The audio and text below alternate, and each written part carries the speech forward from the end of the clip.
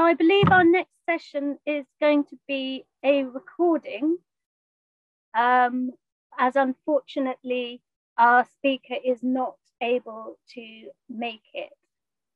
So we're just going to have a recorded session for the next 30 minutes on integrating design thinking into e-learning evaluation to drive training usage. Hi, everyone. Thank you for being here for today's presentation. I'm sorry that I couldn't be there in person or even virtually in person, but I have recorded my presentation. And my hope today is that you might look at e-learning evaluation a little bit differently after I share some of my dissertation research. If you'd like to reach out to me, please feel free to reach out to me through the conference app, or I've included my email address on the last slide. So with that, let's get started. In 2020, as part of my dissertation research, I took my team through a process that disrupted this e-learning development cycle. So over time, we were in the habit of moving from designing and developing e-learning content to automatically moving to the next project. And it really became a design, develop, repeat sort of process. So we weren't taking the time needed to evaluate our work and to really learn for our data. So we had a significant amount of unmined data coming from our learning management system, and then also from things like net promoter questions built into an e-learning course. But our reality was that we weren't using it. So an outcome of my research was moving from this process to an entirely new process for us in which we would design, develop, and evaluate. So really what's important here is that through this research, we created the time and the space to include evaluation in our process, rather than moving right to the next project. So for the next 25 minutes or so, I'll discuss how we did this and findings from my research. So before going too much further, first let me introduce my context. So I work at Ping, a golf equipment manufacturer, and this study was conducted at Ping as an action research study, meaning that I conducted cycles of research within my own context with the goal of improving our process. So for anyone interested in research methodology and methods that I used, I have a slide at the end of this presentation, and we'll touch on that briefly. Participants in this study included my teammates and myself as a participant observer. And those participants, who I've named Aaron and Gina, are two e-learning designers at Ping.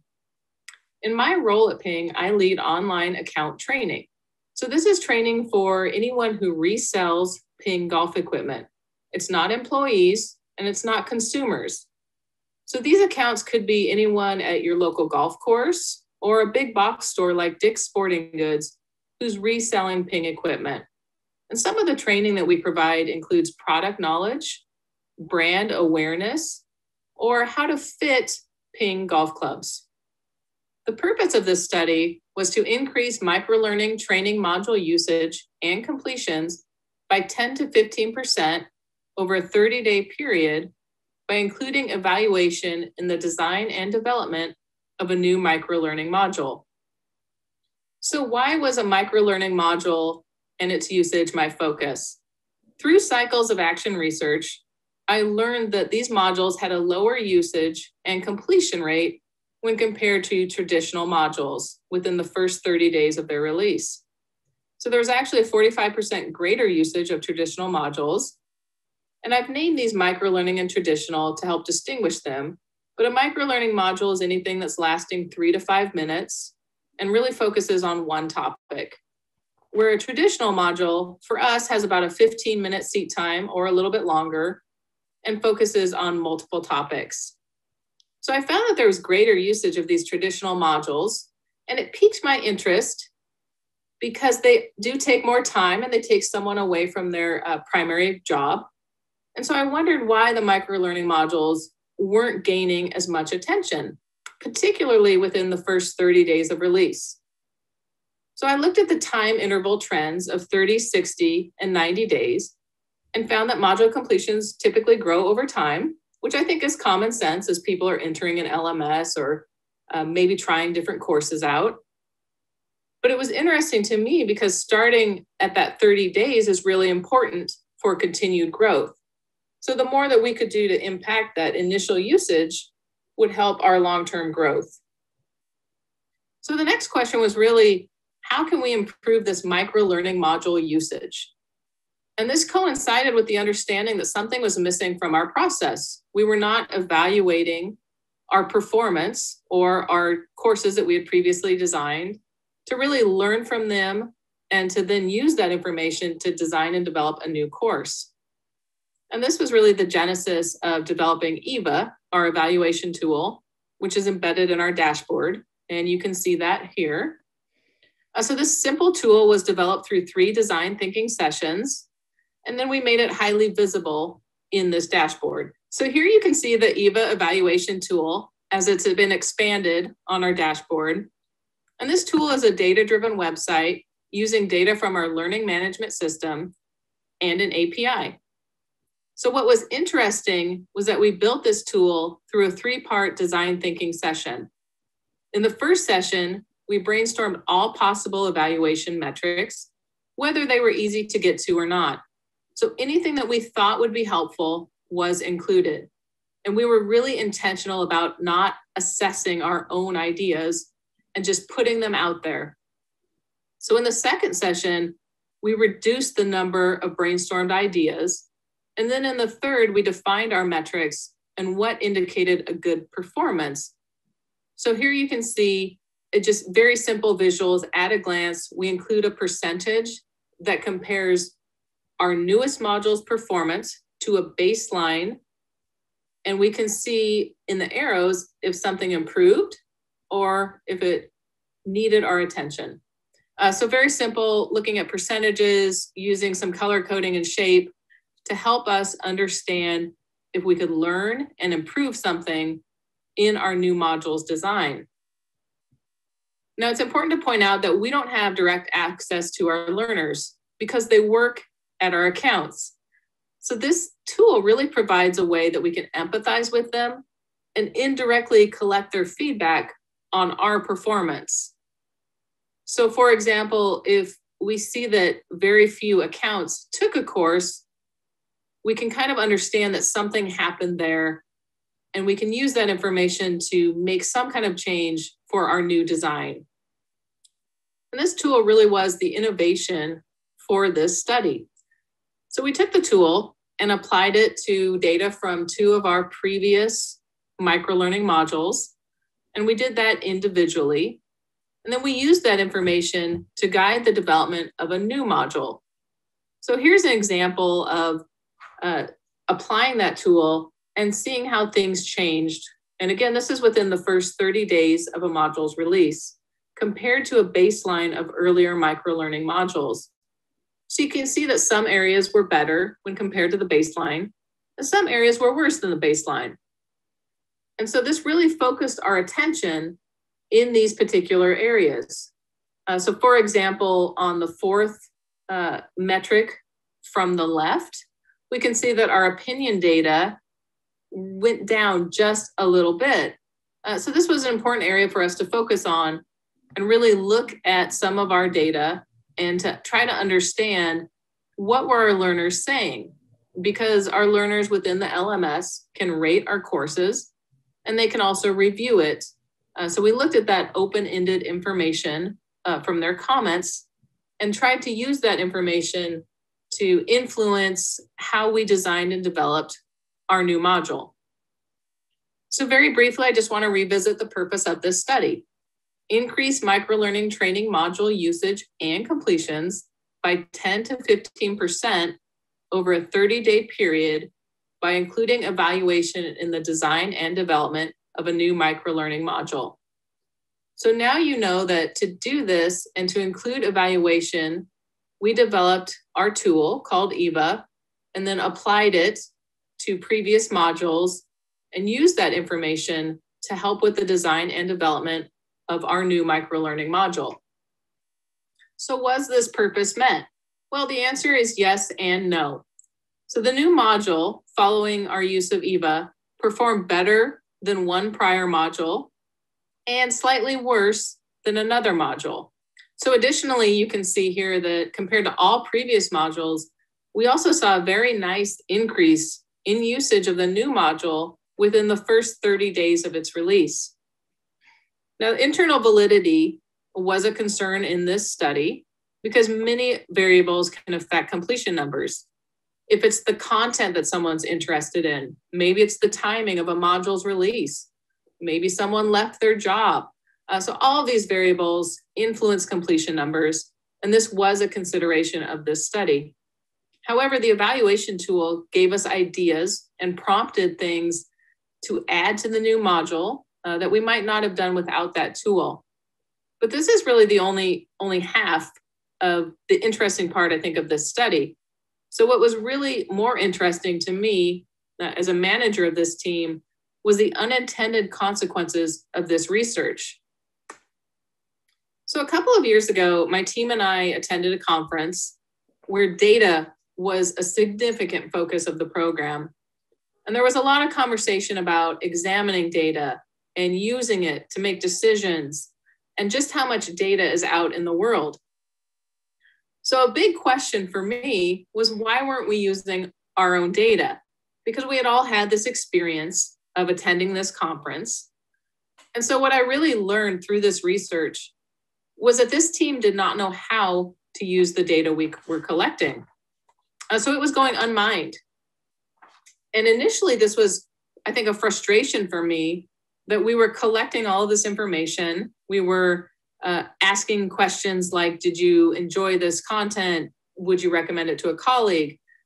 All of these kind of important questions from our users, but we weren't doing anything with it. So again, this was a little bit of a frustration. And part of this research was really trying to understand and disrupt our development cycle. And so again, what I learned was that our team didn't know how to examine data or how to draw inferences from it. And so I identified a resistance to data within my qualitative coding.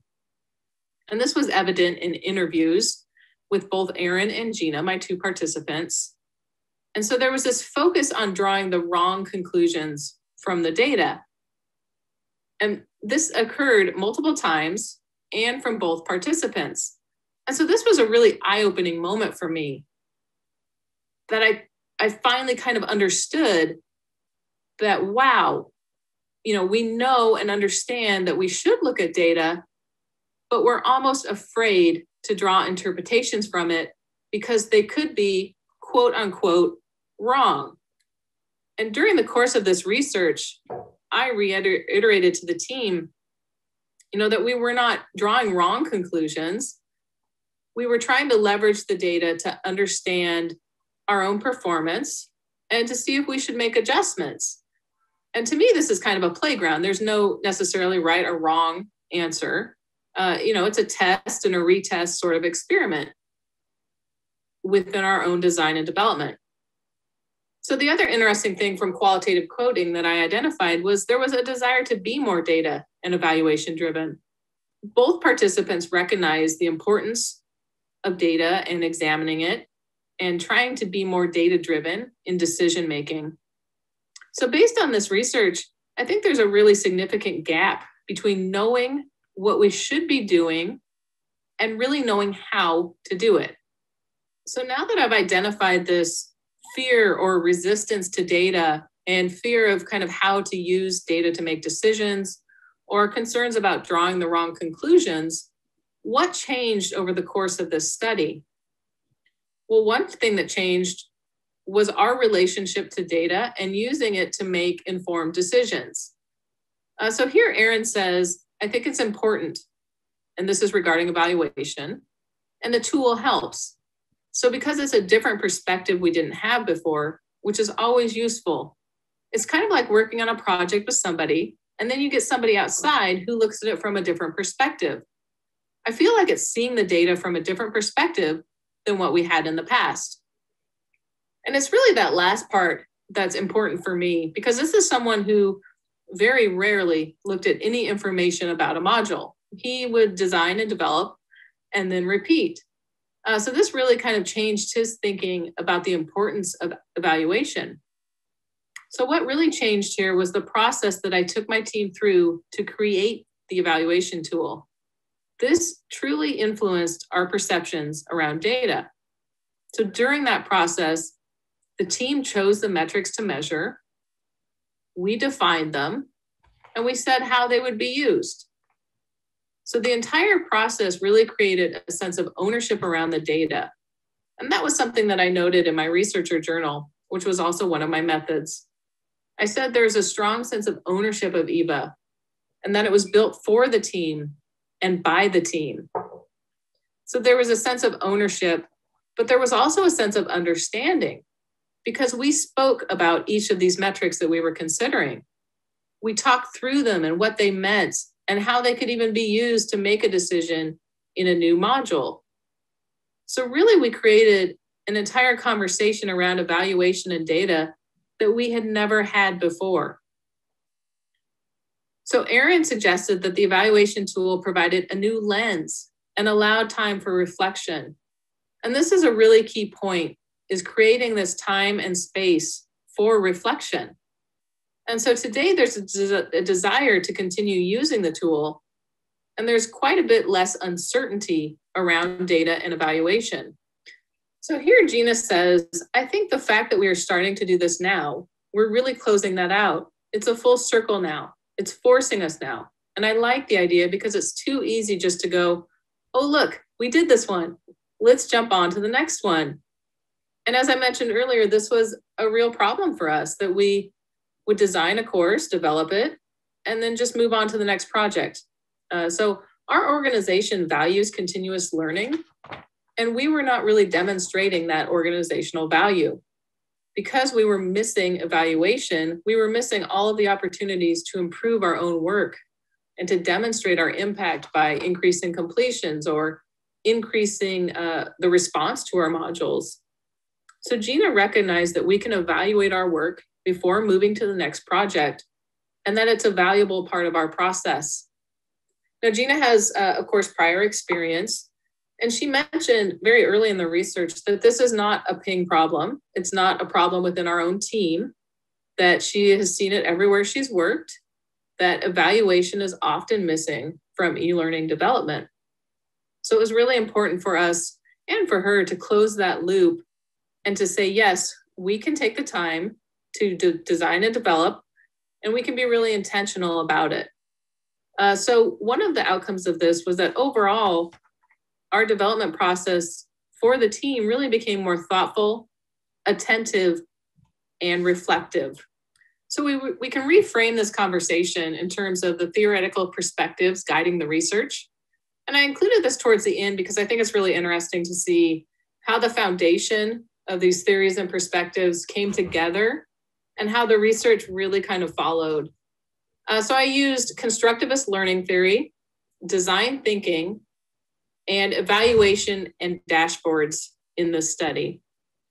So the guiding definition of constructivist learning theory for this study was that people construct their own understanding and knowledge of the world through experiencing the world and reflecting on those experiences.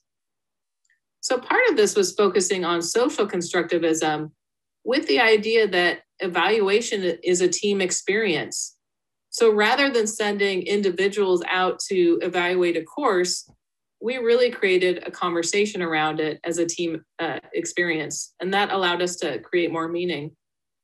And then social constructivism also includes reflection, of creating an opportunity for reflection. And in this case, we did that through the evaluation tool. And so that was one of the outcomes here. The use of the EVA tool created discourse about evaluation, and it also created space for reflection. In terms of design thinking, it's often defined as a way of thinking about and approaching problems. And strategic thinking helps identify and promote solutions for greater creativity and innovation.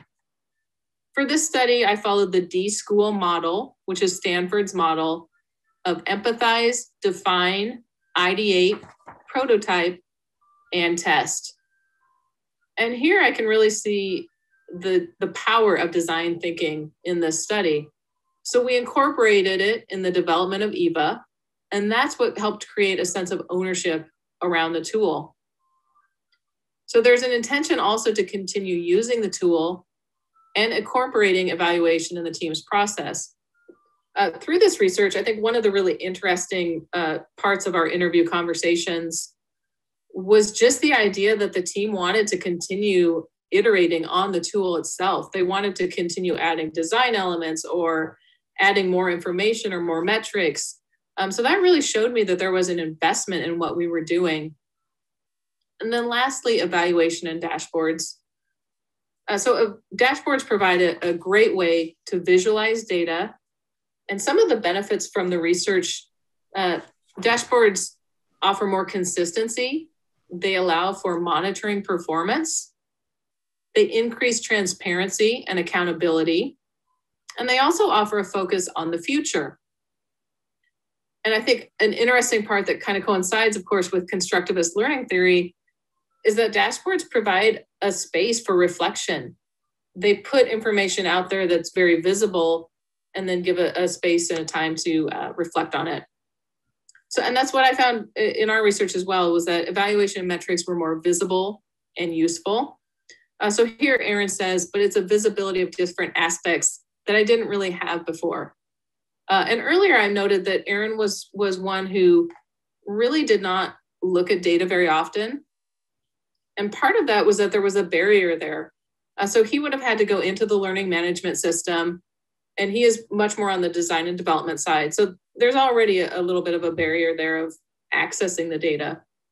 So through evaluation and through these dashboards, we gave him an opportunity to see the data and to really make it more meaningful for his use. So overall, the team became more comfortable with evaluation. Okay, so overall, results indicate that the team is more likely to include evaluation in the design and development process. And I note here that this is a process change that will be invaluable for continuous improvement.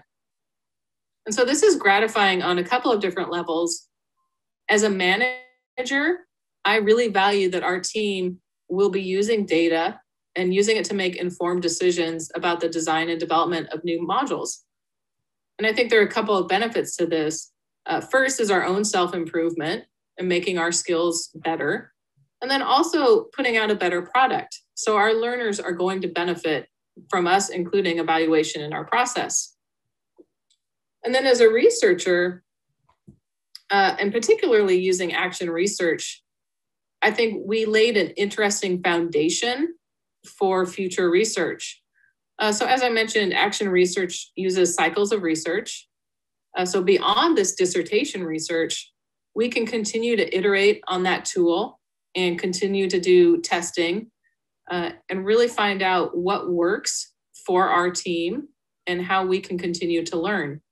So as promised, here are the methods I used in this study. As I noted earlier, this was an action research framework. It was also a mixed method study, and it was a nested study. So mixed methods were nested within a case study design. I followed a sequential design of qualitative and then quantitative. And the qualitative components included descriptive coding and code mapping, pattern coding and code weaving, and content analysis. So for this, I used interviews with Aaron and Gina, my researcher journal, and then also information from the new microlearning module that we designed and developed. Quantitative components included completion proportions of the course, comparisons of total completion numbers, and then descriptive statistics for each time interval. And if you have any questions on any of these methods, please feel free to reach out. Hi, everyone. I just wanted to pop on again and thank you all for attending this presentation. Hopefully you found something interesting in the contents. I know for me, it was an interesting study to focus on and to work through with my team. So if you have any questions, please feel free to reach out through the conference app, or I've also included my email address. Other than that, I hope you all have a wonderful conference and thank you again. Bye-bye. Great. So that was an interesting talk, and do reach out to Elizabeth if you have any questions.